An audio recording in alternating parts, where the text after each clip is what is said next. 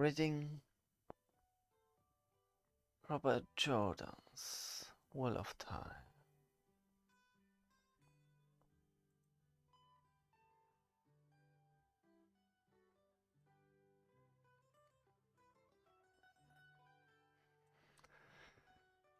Part 17.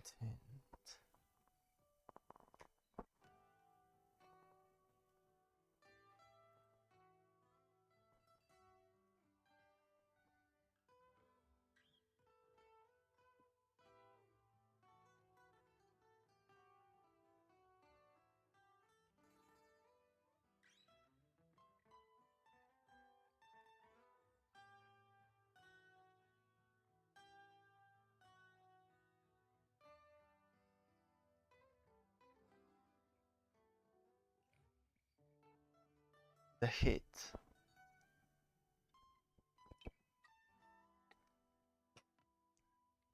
The Great Hit. It pricked Durant's skin. His sweat evaporated before it had a chance to beat, and his eyes burned. How long had it been now? Too long? He had been there too long. He knew that.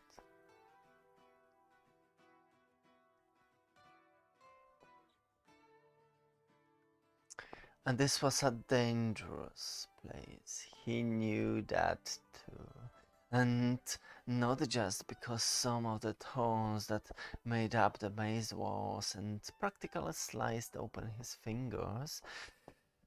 Just ahead Rand could see 3 openings in the high wall of thorns, but the way curved out of the side. Anything could be approaching from any of those corners at this very moment.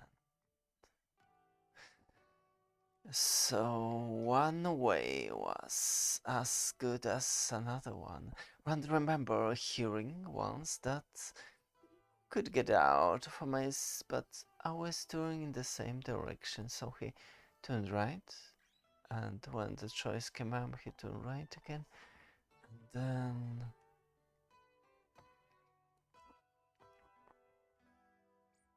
How long do you think can evade me, boy? How long do you think you can evade your fate? You are mine.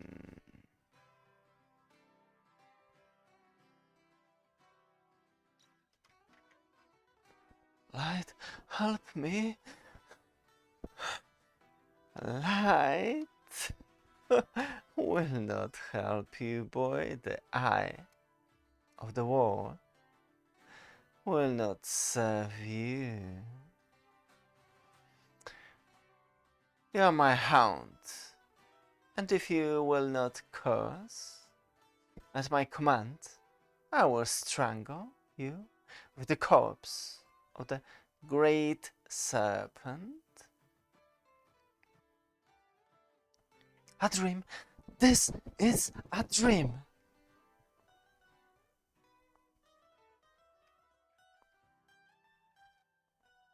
How is it?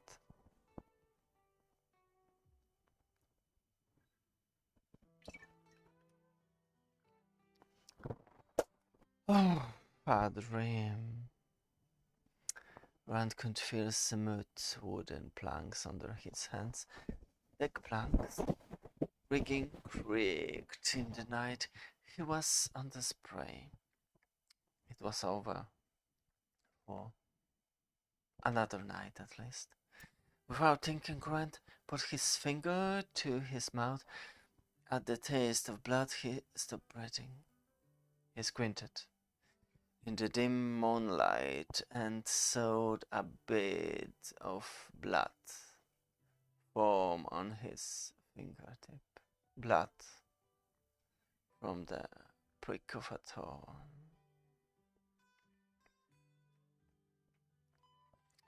The sprayed maid haste slowly down the urinal. They did not put in to shore, neither by day nor by night. This was fine, while the memory of the troll attack was fresh in the minds of the crew. But as the shock of the attack began to fade, men began to mutter and grumble.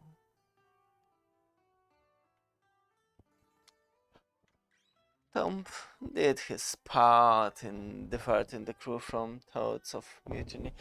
He told stories with all the flourishes every morning and every night, and in between he played any song they requested. To support the notion that Rand and Matt wanted to be apprentice gleemen, he set aside time each day for lessons, and that was entertainment for the crew as well.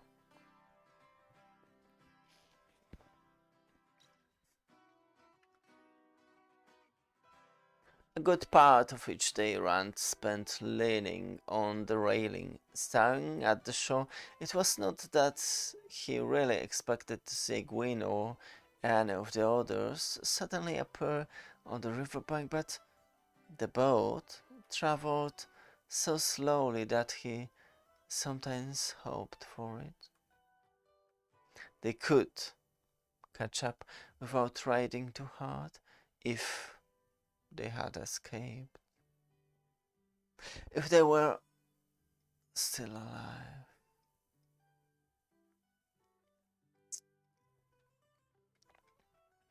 One day when the eastward shore had become flat, grassland, again broken only occasional but thickest, the sun glinted off something in the distance. What? What is that? It looks like metal. It do be metal. Oh, a tower of metal. I have seen it close up, and I know river traders use it as a marker.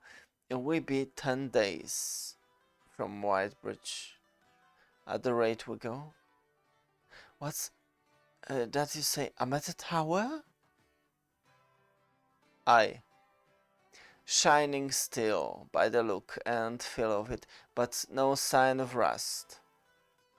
200 feet high, it'd be as big around as a house, with no mark on it, and never an opening to be found.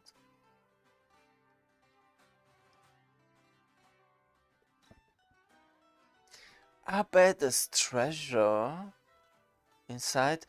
A thing like that must have been made to protect something valuable. Mayhap, lad. There be stranger things in the world than this, thought.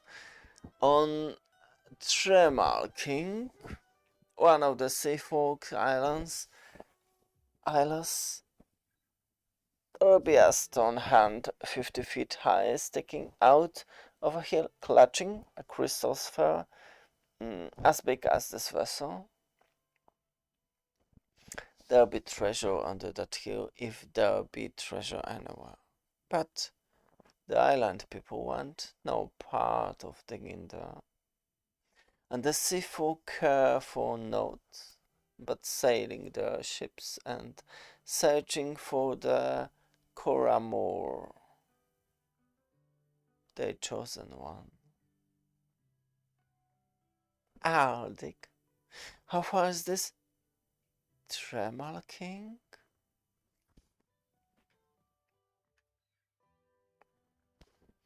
No, lad.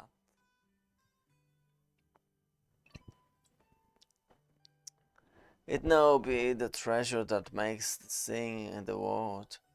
If you find yourself a fistful of gold, well and good, but it be strangeness, you see, that pulls you to the next horizon. In Tanchico, There'd be a port on the arid ocean. There'd be a wall with a frieze showing animals no man living has ever seen. And a child can draw an animal nobody's ever seen. Aye, lad, so they can, but can a child make the bones of those animals? In Daichiko, they have them. And fastened together like animals was available for any to see. We used to dig up bones in the sand hills, strange bones. There was part of a fish, I think. It was a fish, as big as this boat once. Some said it was bad luck digging in the hills. You're thinking about home already, lad? And you just set out in the world. The world will put a hook in your mouth. You'll set off chasing the sunset. You wait and see. And if you ever go back, your village no big enough to hold you. No, I will go home one day when I can raise a ship like my father. And if I never live again, it will be too soon, right, Matt? As soon as we can, we'll go home and forget how this even exists. What? Oh, yes, of course. We'll go home, of course. Oh, but he doesn't want anybody else going after the treasure. Hmm?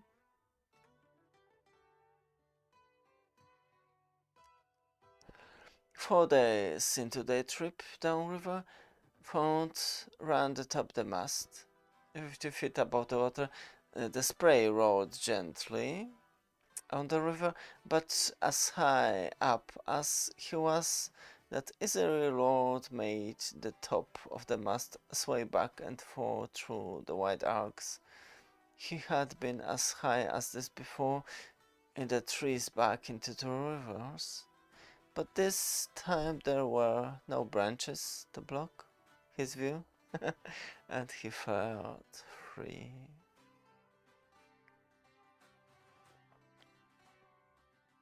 Everything on the deck looked so odd from overhead, so squat and forced that Rand had spent an hour just staring and chuckling. On a sudden impulse, he unwrapped his legs from the straight,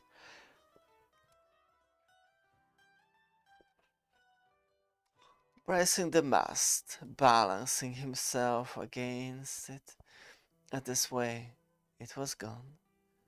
Whoa! For 3 complete acres he kept balancing like that, and then suddenly, lad, lad! His rescue came from instinctively grabbing the foreslay, like splayed to either side of the mast, nothing holding to him to his perch but his 2 hands on the stay. Rand was exhilarated. If you're trying to break your full neck, don't do it by falling on me. Tom, when did you come up here? When you wouldn't pay any attention to people shouting at you. Burn me, boy, you've got everybody thinking you've got mad. You want me to come down, then? I would appreciate it greatly. Alright, I'm going down now.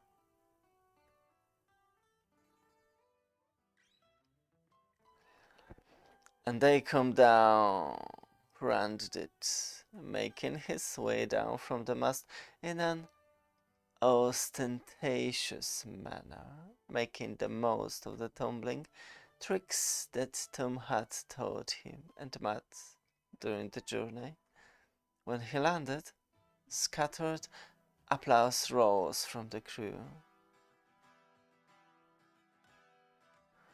But Rand almost didn't hear them when he noticed Matt. And what he was hiding. Where did you get that? You didn't take it from Shadow Logo, did you? It's yours, Ford. Yours and Perrin's. The two of you pulled me away from the treasure and I had it in my hand. Mordred didn't give it to me, I took it, so Moraine warnings about his gifts don't count. Don't tell anybody, Rand. They might try to steal it.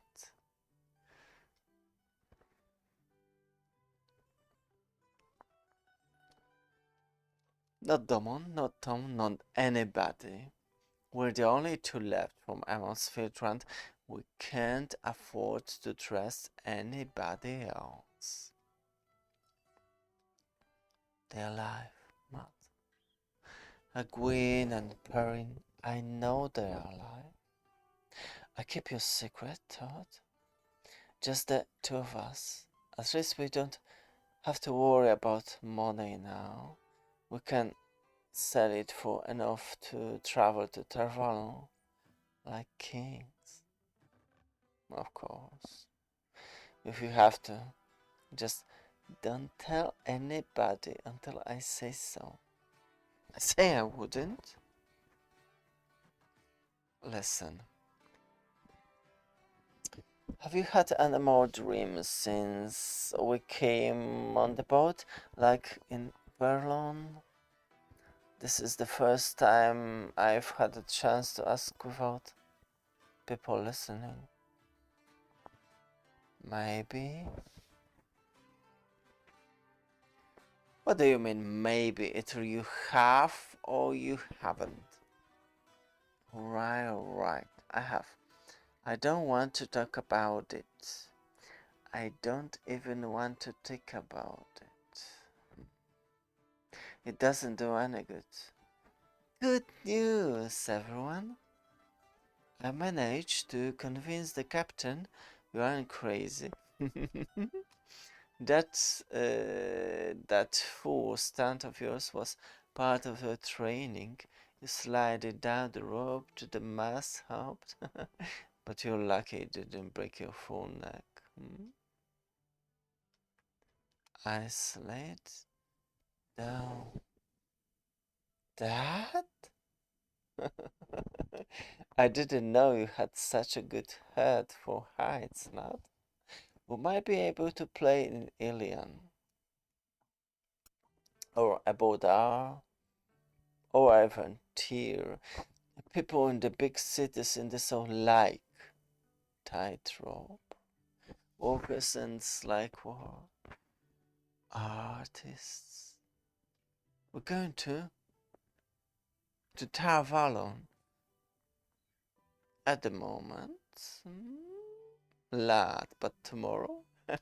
Who knows? That's the way with a Gleeman's life.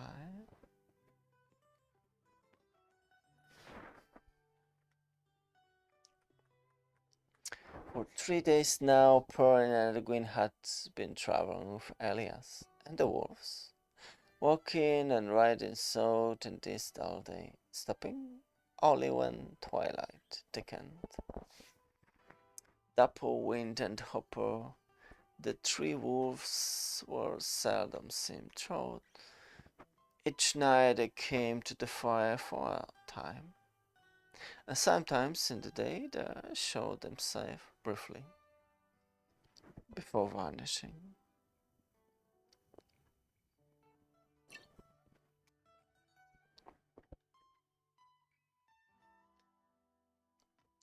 For I knew they were out there, Toad. And where he knew when they were scouting ahead and when they were watching the back trail. And when the wolves vanished, he was aware of their return before he could see them, just as Elias knew. Perrin tried not thinking about wolves, but they crept into his thoughts. Are the same.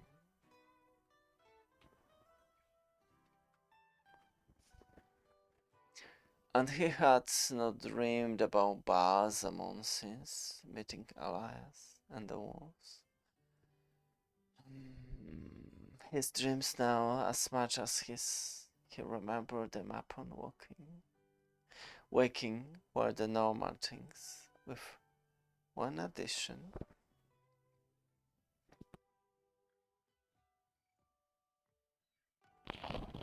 Now in his dreams, a wolf has always close at hand its back to him, and Perrin knew in the dream that the wolf was watching for what might come, guarding against what might come. Only when he was awake did this seem strange. Later in the day, they came to a stand of trees, larger than the most they had seen. Perrin thought there was give over, quartering behind them, and start forward, not hurrying. They had smelled and seen nothing dangerous. It was time to start looking for a camp for the night, and the big corpse would serve the purpose well.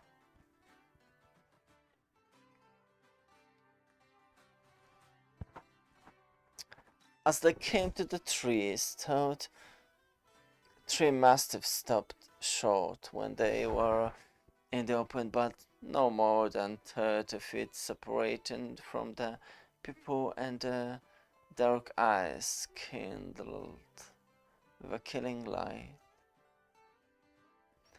Perrin had his sling whirling around his head in an instant, ready to put a stone square into the ribs of any dog that approached and send them running. Shh! None of that now. Put it away.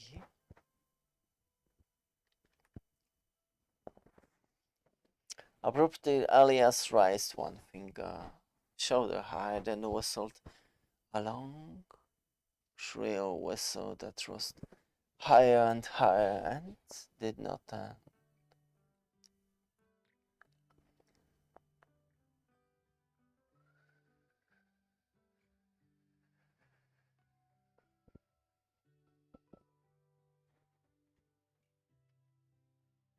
The mastiffs hackled, stood stiff, and their growls had sounded like earthquakes. But with Elias' whistle, the growls became whines. The dogs stopped back, turning their heads as if they wanted to go, but were held. Slowly, Elias lowered his hand, and the pitch of his whistle lowered with it. The dogs followed until they lay flat on the ground. See? No need for weapons. They look meaner than they are. They meant to frighten us off, and they wouldn't have bitten unless we tried to go into the trees. Anyways, there's no worry of that now. We can make the next ticket before for dark. Oh, there'll be Tutan here, the traveling people, tinkerers. Tinkerers? I always wanted to see them. They camp across the river from Taran Forest sometimes, but They don't come down into the two rivers as far as I know. I don't know why. Oh, probably because the fair folks are as great thieves as the tinkerers. They no doubt end up staying each other blind. But nevertheless, if there really are tinkers nearby, shouldn't we go on? We don't want the bell stolen and well, yeah, we don't have much else, but everybody knows tinkers will see anything. Including infants, kidnapped children and all that. The tinkers make me sick sometimes, but they don't steal any more than most folks. A good bit less than some I know. I will be getting dark soon, Elias. We have to camp somewhere. Why not with them, if they have us? Unless there's some reason we shouldn't.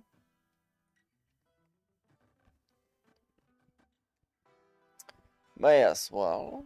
Just don't pay any mind to anything they say. A lot of you foolishness.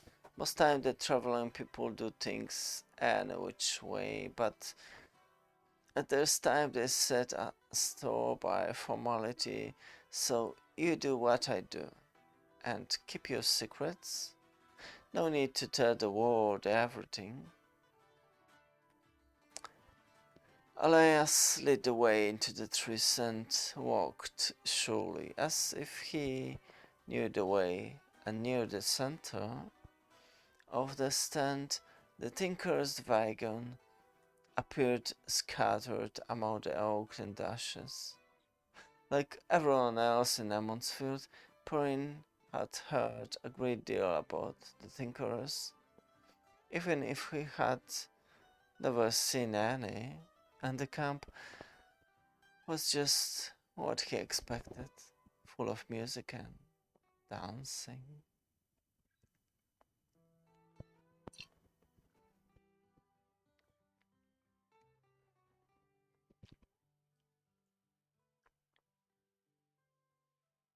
But abruptly the music stopped, and Perrin realized and the tinkers were looking at him and his companions. Even the children and the dogs stood still and watched, warily, as if on the point of flight.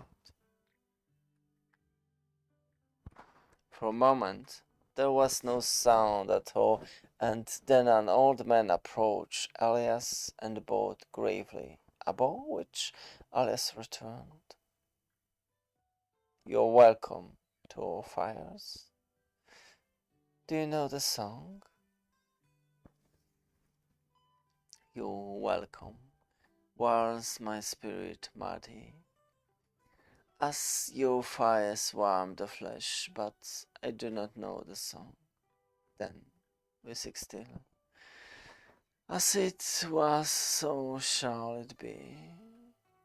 If we but remember, seek and find, the meal is almost ready. Join us, please. Your other friends, they will stay away.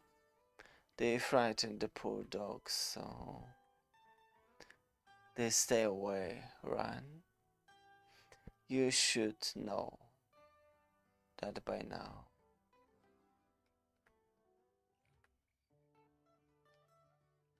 "You two are friends?" We know each other. His name is Maddie. His name's Ryan. Mad is his title. It means seeker, and you can call him that if you like. He's the leader of this band. What was this song about?" "That's why they travel, or so they say. They're looking for a song. That's what they mad this six. They say they lost it during the breaking of the world, and If they can't find it again, the paradise of the age of the legends will return. They don't even know what the song is. They claim they know it when they find it. They don't know how it's supposed to bring paradise either, but they've been looking near to 3,000 years. Even since the breaking, I expect they'll be looking until the wheel stops turning. After meeting Rand's wife, Ilya, Thorin and Egwene took their places at the fire. You know, I have waited for the first rose of spring, and now I find it in my grandfather's fire. I am Aram. Those dogs of yours looks as big as bears. I'm surprised you let the children play with them. Oh, they will not harm you. They make us sure to frighten away danger and warn us, but they are trained according to the way of the leaf. The way of the leaf? What's that? The leaf lives its appointed time. It does not struggle against the wind that carries it away. The leaf does not harm and finally falls to nourish new leaves. So should it be with a man, a woman? But what does that mean? It means that no man should harm another for any reason whatsoever. There is no excuse for violence, none. Not even if a man wanted to hit me. I would run away as I would if he wanted to rob me or kill me. I don't mean to offend you, Seeker, but, well, I don't look for violence. I don't think it's ever wrestled anybody in years except for his date games. But if somebody hit me, I hit him back. If I didn't, I would just be encouraging him to think he could hit me whenever he wanted to. Some people think they can take advantage of others, and if you don't let them know they can't, they just go around bullying anybody weaker than they are.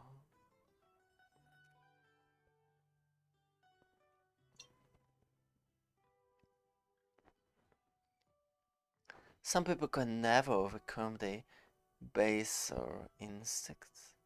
I bet you get to run away a lot. Wow. I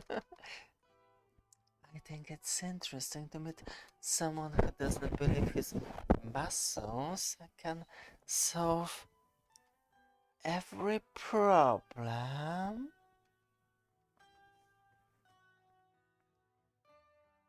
Come, let me show you our camp. There is dancing. Oh, I would like that. I'm very sorry. I'm a guest and I shouldn't have. Don't be foolish. It was his fault for goading you. Now please eat. Yes. Aram is troubled, young man. Sometimes I think he finds the way of the life a hard way. Some do, I fear. But please, my far is yours. Eat. Alias, tell me, have you visited any of the Tutatan since you were with us last spring? I have heard a story since last we met, and if a story since last we met you have not heard it yet, it might interest you. I'll listen. But if this is some sort of story about a song,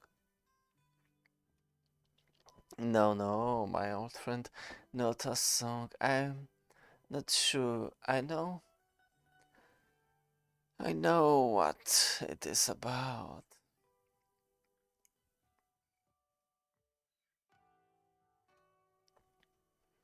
It was 2 years ago. A band of the people were crossing the waste about 100 miles south of the Blight when they came across a group of Deaya. They were all dead, except one, and she wasn't dying. It was clear she knew she was crawling toward the Tutan, and her loathing outweighed her pain. But she had a message so important to her that she must pass it on to someone, even us, before she died. Wait, our girls don't tend house if they don't want to, boy. The ones who want to be warriors join a warrior society and fight right alongside the men. She was the only survivor? She was. Men went to see if they could help any of the others. There was a trail of her blood to follow. But all were dead, and so were 3 times the number in Trollocs. 100 miles into the waste? Impossible. Jevik Kasher, that's why the Trollocs called the waste. The dying crowd, they wouldn't go 100 miles into the waste if all the murder in the blood were driving them. You know an awful lot about Trollocs, Elias? Go on with your story. The girl would not let anyone touch her, not even to tend to her wounds, but she said the secret of that band, but his coat, and this is what she said, word for word.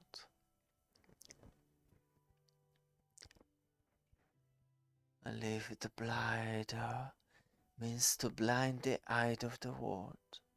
Last one. He means to slay the great serpent. Warn the people, lost one. Sideburner comes. Tell them to stand ready for he who comes with the dawn.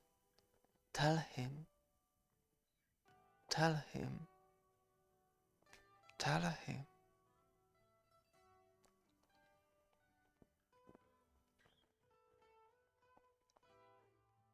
And then she died.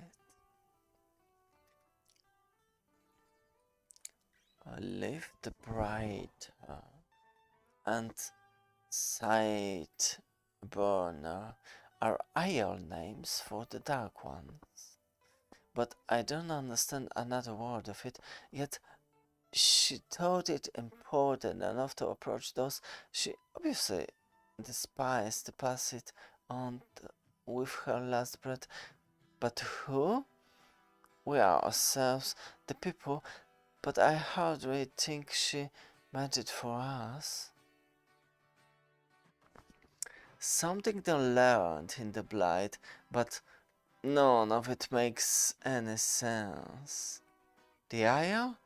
Oh, they would not let us tell them if we tried. Slay the great serpent? Kill them? Instead the Blight, the eye of the world?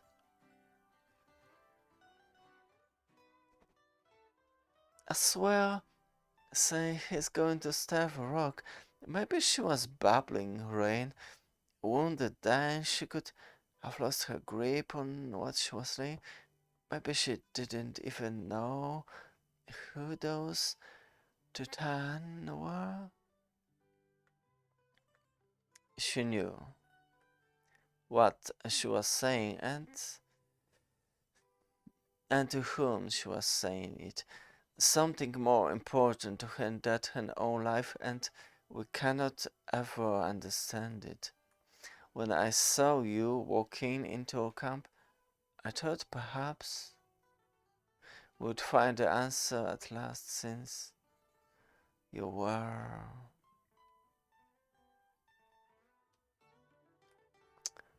uh, our friend, and no many strange things. Not about this. Nope. Later.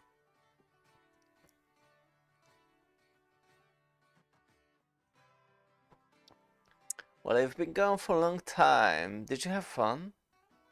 Uh, we ate with Arm's mother, and then we danced, and I laughed. It seems like forever since I danced.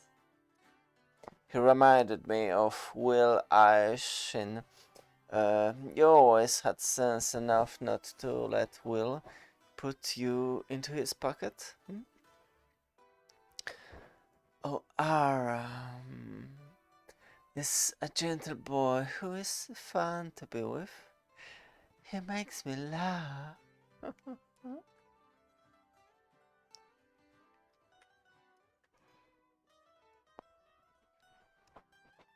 I'm sorry. I'm glad you had fun dancing. Oh, Perry, tell me, they alive? I told you I'm sorry, Gwen. I'm glad you had fun. Wait, what? Round and Mud and others. Tell me they're alive.